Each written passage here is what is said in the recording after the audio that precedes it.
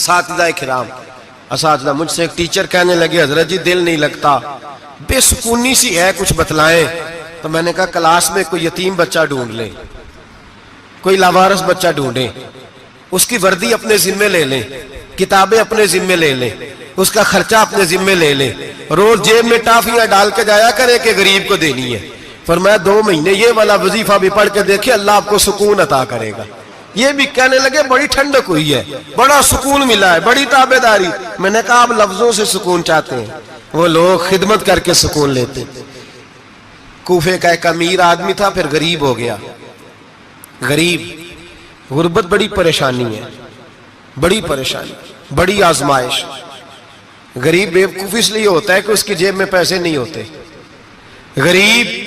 غریب مجبور اس لیے ہوتا ہے کہ اس کے پاس ہوتا کچھ نہیں نا، تو ساری آزمائشیں کٹھی آ جاتی۔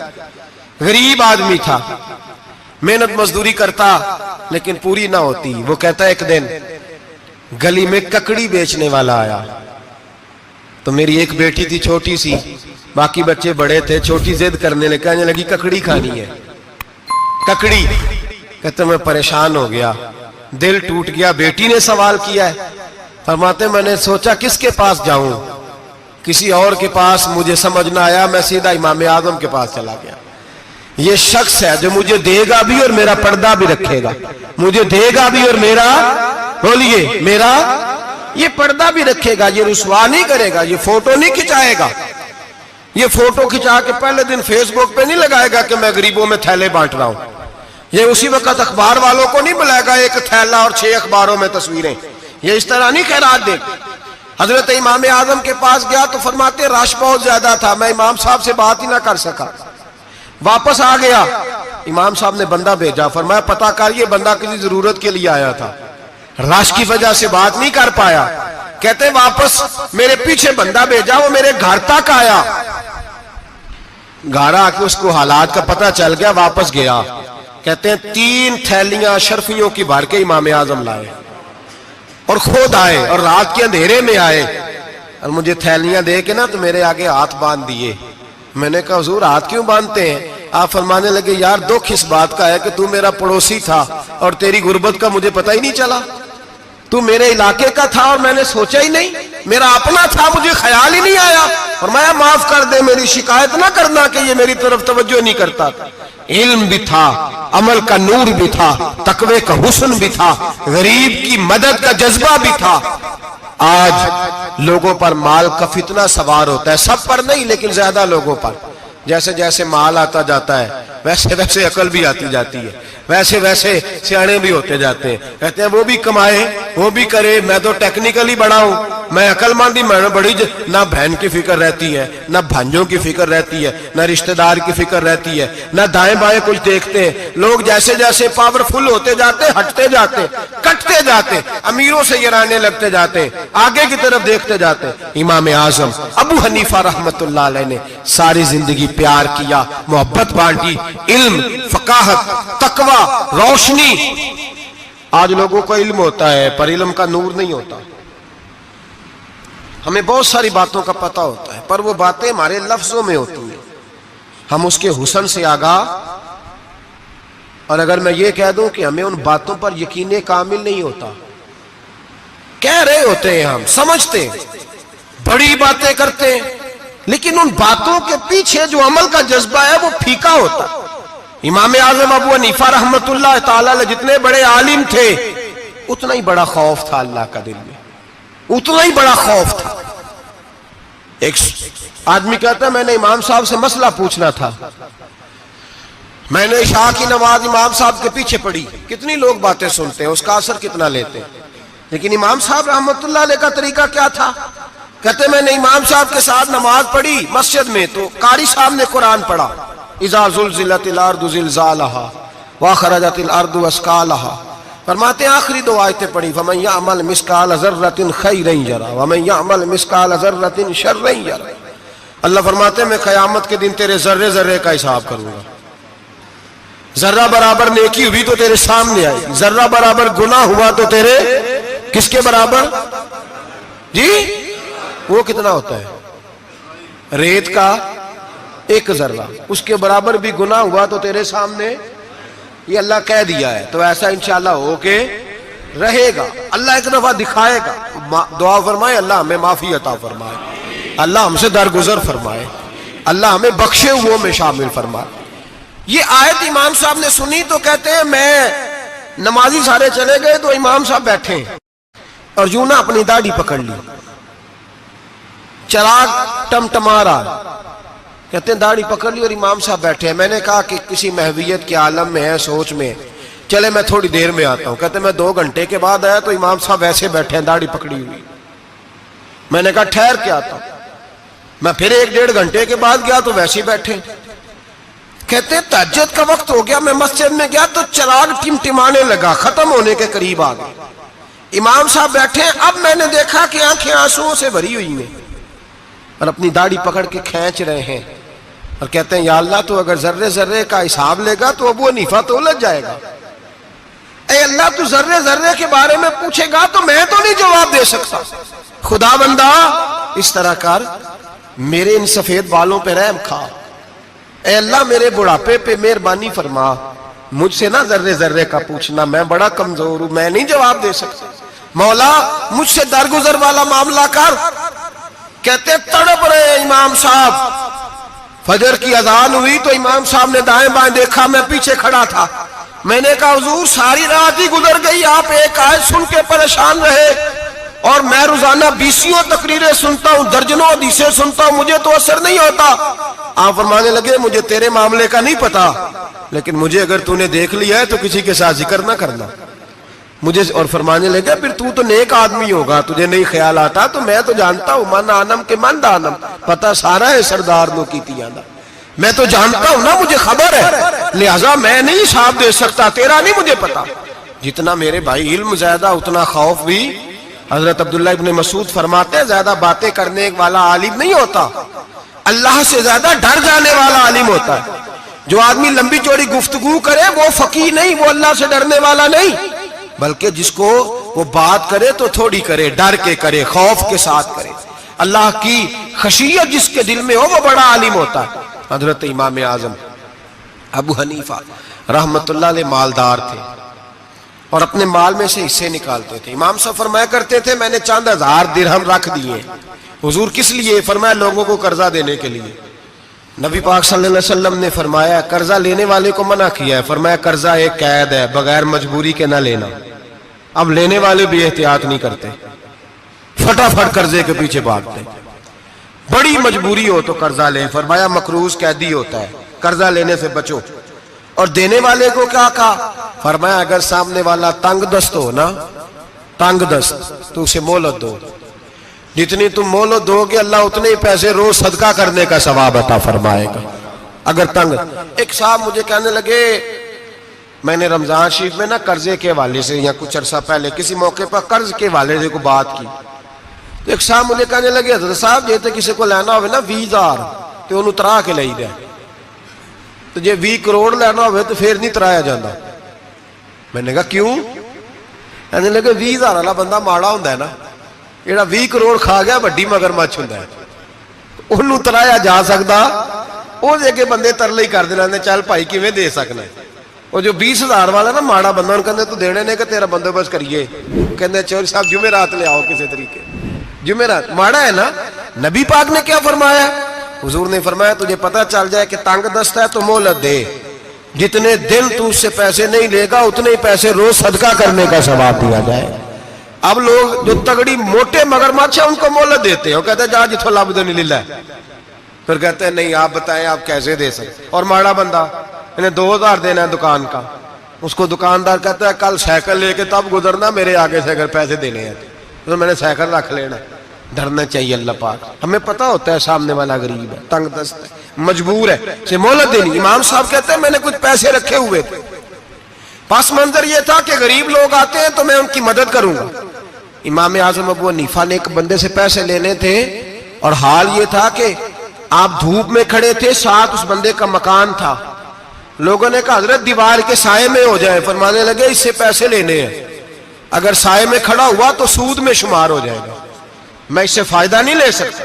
ایک بندے سے قرضہ لینا تھا, وہ آپ کو دیکھ کے گلی اور دوسری گلی میں چلا گیا, رستہ بدل گیا اور چھپ گیا. امام صاحب رونے لگے, کہنے لگے اے اللہ میں اتنا برا ہو گیا ہوں کہ تیرے بندے مجھ سے چھپنے لگے. اس کو ڈھونڈ کے لائے, کیوں چھپتا ہے؟ کہا حضور آپ کے پیسے دینے ہیں. آپ نے فرمایا جا, میں نے اللہ کی رضا کے لیے معاف کیے, آج کے بعد چھپنا نہ, اس لیے میں نہیں چاہتا کہ تجھے کوفت ہو. تو میری طرف دیکھ کے چھپنے لگا ہے, میری طرف دیکھ کے. غریب تو بھائی گلیوں میں گھستے پھرتے ہیں کہ کوئی بندہ مل نہ جائے. مقروض آدمی, پتہ اس وقت چلتا ہے جب خودکشی کر گیا, پتہ اس وقت چلتا ہے پھر لوگ آتے ہیں اس کے بچوں کو کہتے ہیں فکر نہ کرنا ہم تیرے ساتھ ہیں. تو اس کے ساتھ ہونا تھا, ان کا سایہ بچ جاتا. اب آئے ہو امام اعظم ابو حنیفہ رحمت اللہ تعالیٰ علیہ لوگوں کو سہولت دیتے, آسانی دیتے, پیار کرتے, محبت کرتے. ہم لوگوں کا مزاج ایسا نہیں ہے, ہمارے اخلاقیات کے اندر وہ حسن نہیں جو ہمارے بزرگ ہمیں دے کے گئے. اور پھر چھوٹی چھوٹی باتوں میں حقوق العباد کا خیال کرتے, چھوٹی چھوٹی باتوں. ہم تو گالی دے کے بھی کہتے ہیں نا چل کیا ہو گیا, گالی دی ہے نا. میں نے دیکھا ہے سائیکل والے کی ٹکر اگر پجارو والے کے ساتھ ہو جائے تو معافی سائیکل والے نے مانگنی ہے, کیونکہ وہ سائیکل پہ بیٹھا ہے نا. اس کی غلطی یہ ہے کہ وہ سائیکل پہ بیٹھا ہے, معافی سائیکل والے نے مانگنی ہے, پجارو والا نہیں مانگے گا. ہو سکتا ہے سائیکل والا اٹھ کے کہے جناب مجھ سے غلطی ہو گئی, مجھے پتہ ہی نہیں تھا کہ آپ تھے, ورنہ میں آپ کے آگے نہ آتا. سائیکل والا مجبور ہے کیونکہ اس کے پاس پجارو نہیں, اور پجارو والا تو شیشہ نہیں نیچے کرتا, کہتا دھوپ آئے گی, گاڑی بڑی مشکل سے ٹھنڈی کی ہے. نیچے اتر کے ملازم کہتا ہے اس کو پوچھو اگر کوئی 200-400 کا نقصان ہوا تو 500 دے دو. مزاج ہے. امام اعظم ابو حنیفہ رحمت اللہ علیہ عالم, حقوق العباد کا چھوٹی چھوٹی. آپ کے شاگردوں میں سے کسی کے چہرے پہ شکن آتا تو 20 بار پوچھتے کوئی پریشانی ہے میرے بیٹے کو, کیا ہو گیا.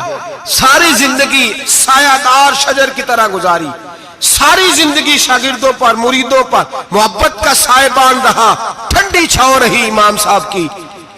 امام اعظم ابو حنیفہ رحمت اللہ تعالیٰ علیہ گلی سے گزر رہے تھے, لکڑی کے جوتے پہنا کرتے تھے, کھڑاؤں. ایک نوجوان بچے کے پیر پہ پیر آ گیا تو کہنے لگا امام اللہ سے ڈر جا. یہ لفظ کہے تو امام صاحب کی چیخ ہی نکل گئی. کئی گھنٹے بے ہوش رہے. لوگوں نے کہا حضور کیا ہوا؟ فرمانے لگے تم نے سنا نہیں, چھوٹے چھوٹے جوان بھی کہتے ہیں کہ ابو حنیفہ اللہ سے نہیں ڈرتا, اللہ کی مخلوق کہتی ہے نہیں ڈرتا. اگر یہ کہہ رہے ہیں تو میرا کیا بنے گا. کئی دن روتے گزر گئے. لوگ اس بچے کو لائے, آگے کہنے لگا حضور آپ تو پریشان ہو گئے, میں نے تو محاورتاً کہا تھا کہ آپ اللہ سے نہیں ڈرتے. فرمانے لگے بیٹے مجھے محاوروں کا نہیں پتا, جب رب کے خوف کا نام آتا ہے تو جملے سیدھے میرے دل سے جا کے ٹکراتے, سیدھے دل سے جا کے ٹکراتے. گلی سے گزر رہے, لکڑی کے جوتے پہنے, کھڑاؤں, بارش ہے, کیچڑ ہے. ایک دیوار کے قریب سے گزرے تو تھوڑا سا کیچڑ اڑ کے نا تو دیوار پہ پڑ گیا. یہاں ٹرالی والا ساری دیوار توڑ جاتا ہے اور کہتا ہے چلو میں نے کون سا جان بوجھ کے کیا ہے. یہاں لوگوں کا گھر توڑ جاتے ہیں, کہتے ہیں چلو بتاؤ کتنا خرچہ آیا تھا. فوری طور پہ لوگ ماننے کو تیار ہی نہیں. امام صاحب کے پیروں سے یہ باریکی سمجھے, یہ حقوق العباد کا مسئلہ ہے. جو جاننے والے ہوتے تھے ان کا یہ طرز زندگی تھا. کیچڑ اڑا پیروں سے اور ایک آدمی کی دیوار پہ پڑ گیا. امام صاحب کھڑے ہیں, سوچ رہے کروں تو کیا کروں. شاگرد ساتھ ہے, حضرت جی کیا پریشانی ہے؟ آپ فرمانے لگے میں نے اس کی دیوار گندی کر دی ہے, صاف نہ کروں تو بھی ظلم ہے, اور اگر صاف کروں تو دیوار کچی ہے. جب صاف کروں گا تو کچھ مٹی اتر جائے گی, تو کسی کے گھر کی مٹی اتارنا یہ بھی ظلم ہے. اب میں دو پریشانیوں میں الجھ گیا ہوں, کدھر جاؤں؟ کہا حضرت جی پھر. فرمایا اس کے دروازے پہ دستک دو. دروازے پہ دستک دی تو جو بندہ باہر آیا وہ مجوسی تھا, آگ کی پوجا کرنے والا تھا. امام صاحب کہنے لگے مجھے جانتے ہو؟ کہنے لگے حضور سارا کوفہ جانتا ہے, سارا بغداد جانتا ہے, ساری دنیا جانتی ہے آپ مسلمانوں کے امام ہیں, لوگ جانتے. آپ نے فرمایا یار مجھ سے غلطی ہو گئی ہے. وہ کیا؟ آپ فرمانے لگے میں اپنے انداز میں گزر رہا تھا, بوڑھا آدمی ہوں, خیال نہیں آیا, تھوڑا کیچڑ اڑ کے تیری دیوار پہ لگ گیا ہے. میرے بھائی یہ کوئی فرشتے تھوڑی تھے, یہی زمین پہ بسنے والے لوگ تھے, احتیاط والے لوگ تھے. ہم لوگوں نے پتہ نہیں اپنا مزاج اتنا سخت کیوں بنا لیا ہے. کتنے لوگوں کو لتاڑ کے, کتنی پگڑیاں اچھال کے, کتنے حقوق العباد ضائع کر کے بھی ہم اسی طرح کے مطمئن ہیں. کہاں سے تسلی لاتے ہیں ہم؟ کہاں سے اپنے آپ کو ٹھنڈک دیتے ہیں؟ کیسے اپنے آپ کو ہم سکون دے لیتے ہیں کسی کو تکلیف دے کے؟ کس طرح سکون کی نیند آتی ہے جب کوئی پریشان ہوتا؟ کیوں ہمارا دل پتھر ہو گیا؟ اعلیٰ حضرت فرمایا کرتے تھے جا کسی سے جا کے علاج کرا، تیرے سینے میں جو دل دھڑک رہا ہے وہ سخت ہو گیا، جا کسی سے جا کے اس کی دوائی کھا، تجھے خیال ہی نہیں آتا تڑپتے لوگوں کو دیکھ کر؟ جا کے علاج کرا، اگر ایسے ہی مر گیا تو حالات تیرے حق میں اچھے نہیں ہوں گے۔ حضرت امام صاحب تڑپ رہے ہیں اور اس شخص کے سامنے آہوزاری کر رہے ہیں جو مجوسی بھی ہے، غریب بھی ہے، کچے گھر میں رہتا ہے۔ فرمایا یار بتاؤ کیا کروں؟ امام صاحب باتیں کر رہے ہیں تو وہ آدمی حیرت میں کھو گیا، کبھی دیوار دیکھتا، کبھی اپنا آپ دیکھتا، کبھی امام صاحب کو دیکھتا، دائیں بائیں دیکھتا، پسینے آنے لگے، پتہ نہیں کیا سوچوں کا مد و جزر چلنے لگا، کہاں بات گئی، کہاں تک اس کی سوچ گئی، کہاں پلٹ کے آئی۔ کہنے لگا امام صاحب میں تو چوک میں رہتا ہوں، روزانہ پتہ نہیں کتنی گاڑیاں مٹی برسا جاتی ہیں، کبھی کوئی نہیں آیا، آپ کو کیا ہوا؟ آپ فرمانے لگے مجھے کسی کا نہیں پتا، مجھے تو میں نے جو قرآن حدیث پڑھا ہے مجھے تو ڈر آ رہا ہے، مجھے بتا تم معافی دیتا ہے کہ نہیں، تیری دیوار صاف ہوگی کہ نہیں؟ کہنے لگا حضور دیوار کو چھوڑے، پہلے کلمہ پڑھائے، میرا دل تو صاف کر دے۔ کہنے لگا اتنا میٹھا دین، اتنا پیارا دین، اتنا خوبصورت دین کہ غریب کی دیوار پر کیچڑ لگ جائے اور آپ کو اتنی تکلیف ہو، میں اس دین سے دور کیوں ہوں؟ یہاں روز یورپ کہتا ہے کہ مسلمان جھوٹی شادیاں کرتے ہیں، دنگا فساد کرتے ہیں، نیشنلٹی لینے کے لیے جھوٹ بولتے ہیں، جانے کس کس قسم کے لوگ پاپڑ بیلتے ہیں، کس طرح اپنا ایمان بیچتے ہیں، کیا انداز ہم اختیار کرتے ہیں۔ ہمارے کردار نے لوگوں کو مذہب اور دین کا باغی بنا دیا۔ ہمارے بزرگوں کا طریقہ یہ تھا کہ چھوٹی چھوٹی باتوں کا خیال کرتے، چھوٹی چھوٹی باتوں کا۔ بہت بڑے عالم تھے، یہ ساری نیکیاں تو ان کی سماجی تھی، فلاحی تھی، ان کی معاشرت کی نیکیاں تھی، دنیا داری، لیکن جو ان کا باقی کا معاملہ تھا، چار لوگ ایسے ہیں جو ہمیشہ قرآن پاک ایک رات میں پڑھا کرتے تھے۔ ان میں پہلا نام حضرت عثمان غنی کا ہے، پورا قرآن پاک، دوسرا مولا علی شیر خدا کا ہے، تیسرا حضرت سعید بن جبیر کا ہے، چوتھے امام اعظم ابو حنیفہ ہیں جو ایک رات میں پورا قرآن پاک پڑھ دیا کرتے ہیں۔ جس جگہ امام اعظم کی قبر بنی ہوئی ہے نا، اعظمیہ ایک محلہ ہے بغداد کا، اس کا نام ہی اعظمیہ، امام صاحب کے نام، جہاں قبر بنی ہوئی ہے، وہاں بیٹھ کے امام اعظم ابو حنیفہ نے 60 مرتبہ قرآن پاک ختم کیا، خود پڑھا، خود فرمایا یہاں میں نے دفن ہونا، اس جگہ 60 قرآن پاک پڑھے۔ رمضان کا مہینہ آتا تھا تو امام صاحب ایک قرآن پاک دن میں پڑھتے تھے، ایک رات کو پڑھا کرتے تھے، ایک قرآن پاک سنایا کرتے تھے۔ امام صاحب رحمت اللہ علیہ ساری رات نفل پڑھتے۔ لوگ کہتے ہیں کہ امام صاحب کی رات نماز کے لیے کھڑے ہوتے تو ایک رکعت میں 15 سپارے پڑھتے، تو لوگ کہتے تھے یہ ابو حنیفہ نہیں، یہ تو کسی نے پلر کھڑا کر دیا، یہ تو کوئی ستون ہے، رکوع ہی نہیں کرتا، پورے 15 سپارے۔ یہاں تو ابھی تراویحیں آئیں گی، لوگ پہلے سے کہنے لگ گئے بڑی گرمیوں کے روزے ہیں، بڑی گرمیوں کے روزے ہیں، اور آ تو لینے دے بھائی، پہنچ تو لینے دے رمضان شریف کو، اللہ بڑا مہربان ہے، ہر چیز کو بدلنے پہ قادر ہے۔ پہلے سے لوگ تیاری کر رہے ہیں، مسجدیں ڈھونڈیں گے جائے اسی اچھا ہو، قرآن جلدی پڑھا جائے، ڈھونڈ کے۔ امام صاحب رحمت اللہ تعالی علیہ، اور میں اکثر کہا کرتا ہوں، میں کہتا ہوں تو تراویح میں کھڑا نہیں ہوتا، پاسپورٹ کے دفتر کھڑا ہو جاتا ہے 2 گھنٹے، شناختی کارڈ کے دفتر تو 3 گھنٹے کھڑا ہو لیتا ہے۔ یہ تیرا ظلم ہے اپنی ذات کے ساتھ کہ تجھے قرآن کے لیے کھڑا نہیں ہوا جاتا، دنیا داری کے لیے کھڑا۔ وہ پروجیکٹر کرانے جائے تو چاہے تجھے 4 گھنٹے لائن میں کھڑا ہونا پڑے، وہاں تو کھڑا ہو لیتا ہے۔ اللہ سے ڈر، اپنی تھوڑی سی دنیا داری کے لیے سارا کچھ کر لیتا ہے۔ حضرت امام صاحب رحمت اللہ تعالی علیہ تقوی اور طہارت کے پہاڑ 55 حج کیے امام اعظم نے۔ کتنے؟ 55 حج فرمائے۔ آج ایک مشقت والا کام ہے، جدوجہد والا کام ہے، جوان بھی تھک جاتے ہیں، کہتے ہیں بڑا مشکل ہے جی، اور یہ جتنا مرضی آسان ہو گیا، قیامت تک اس نے مشکل ہی رہنا ہے، اس لیے کہ یہ ایک مجاہدہ ہے۔ 55 حج کیے، آخری حج پہ گئے تو کعبے کے مجاور کو کہنے لگے ذرا کھول نہیں دیتے کعبے کا دروازہ، میرا اندر جانے کو دل کرتا ہے۔ اس نے دروازہ کھولا، اندر گئے تو کہنے لگے خدایا، 2 جملے کہے، کہنے لگے اے اللہ، جتنا تو نے مال دیا تھا میں اتنا شکر نہیں ادا کر سکا، اور جتنا تو نے علم دیا تھا میں اتنا عمل نہیں کر سکا، اب بوڑھا ہو گیا ہوں، مہربانی کرنا مجھ سے درگزر والا معاملہ کر۔ اور اے اللہ اگر تو مجھے بتا دے کہ تو راضی یا ناراض ہے تو میں ذرا سکون سے مر جاؤں. کہتے ہیں کعبے کی دیواروں سے آواز آنے لگی ابو حنیفہ تیرا رب تجھ سے بڑا راضی ہے.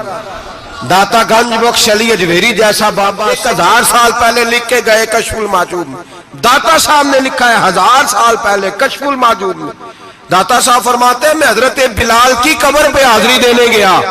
یعنی 1000 سال پہلے کے مسلمان بھی قبروں پہ مزاروں پہ جایا کرتے تھے. داتا صاحب لکھتے ہیں کہتے ہیں ملک شام میں حضرت بلال حبشی کی قبر پہ حاضری دینے گیا. میں قبر پہ حاضری دے کے تو ساتھ لیٹ گیا, میری آنکھ لگ گئی, مجھے خواب میں نبی پاک کا دیدار نصیب ہوا. گویا حاضری حضرت بلال کی اور برکت یہ کہ وہاں مجھے مصطفیٰ کا دیدار نصیب ہو رہا ہے. فرماتے ہیں نبی پاک میری خواب میں آئے, حضور نے ایک بوڑھے بابے کے گلے میں ہاتھ ڈالا ہوا ہے اور اپنے ساتھ ساتھ چلا رہے ہیں. میں نے عرض کی یا رسول اللہ یہ کون ہے؟ تو نبی پاک نے فرمایا یہ تیرا امام اعظم ابو حنیفہ ہے. فرماتے مجھے سمجھ آ گئی کہ امام اعظم بھٹک اس لیے نہیں سکتے کہ انہیں رسول پاک نے سہارا عطا فرمایا ہے, وہ بہک اس لیے نہیں سکتے کہ نبی پاک نے انہیں سہارا دیا. داتا گنج بخش علی اجویری رحمت اللہ تعالی علیہ فرماتے ہیں کہ امام صاحب رحمت اللہ تعالی علیہ بہت بڑی شخصیت. امام اعظم کا پیغام کیا ہے؟ انہوں نے فقہ بنائی, دین پھیلایا, جتنی بھی میں نے باتیں سنائی سارا پیغام ایک پیغام ہے امام صاحب. امام صاحب رحمت اللہ تعالی علیہ فرماتے ہیں کہ دین پر عمل کرنے والوں کو بھی کسی اچھی صحبت کی ضرورت ہوتی ہے. عمل کرنے والے کو آپ فرماتے ہیں کئی دفعہ عمل کرنے والے کا عمل بھی ٹوٹ جاتا ہے, استقامت نہیں رہتی. فرماتے ہیں اچھی صحبتیں تلاش کرو, ان کے پاس بیٹھا کرو, ورنہ ہو سکتا ہے جو عمل تم کر رہے ہو اس میں کمی آ جائے. جتنا نیک لوگوں سے رابطہ زیادہ رہتا ہے انسان کا دین پر عمل زیادہ رہتا ہے. جتنا نیک لوگوں سے پیچھے ہٹتا ہے اتنا دین سے. آپ فرمایا کرتے تھے اگر 2 سال نہ ہوتے جو میں نے امام جعفر صادق کی صحبت میں گزارے تو ابو حنیفہ ہلاک ہو جاتا. اپنے آپ کو رب کریم کے بندوں کے ساتھ لگا کے رکھیں, جوڑ کے رکھیں.